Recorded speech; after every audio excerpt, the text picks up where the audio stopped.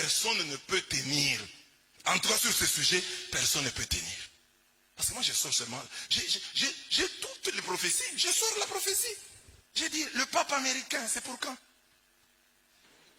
Le pape américain, c'est pour quand? L'archevêque américain Robert Francis Prévost a été élu pape ce 8 mai 2025 et prendra le nom de Léon XIV, a annoncé le Vatican. À 69 ans, il devient le 267e souverain pontife de l'histoire et succède à François.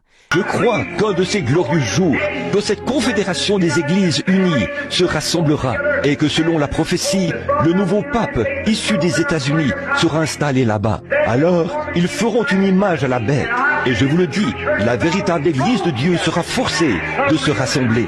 Les vrais, les véritables croyants, qui sont parmi les méthodistes, les baptistes, les presbytériens, les pentecôtistes, les nazaréens, les pèlerins de la sainteté, et que sais-je encore, se rassembleront et seront cimentés par l'amour de Dieu. Ils formeront le corps du Seigneur Jésus-Christ.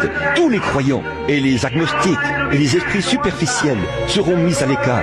Ils iront de l'avant et entreront dans la confédération des églises. Et l'autre jour, j'ai lu que même les assemblées de Dieu sont entrées dans la confédération des églises. Oh là là, pour ce faire, il leur faut renier leur doctrine évangélique.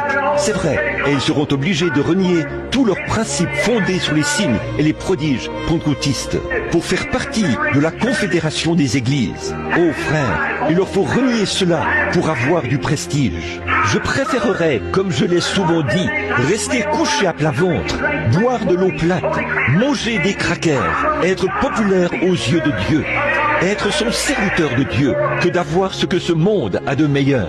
Si je me retrouvais dans l'obligation de faire des compromis sur ma foi dans le Seigneur Jésus-Christ et sa Bible, je crois que ceci est la parole infaillible de Dieu et que chaque parole qu'elle contient est vraie.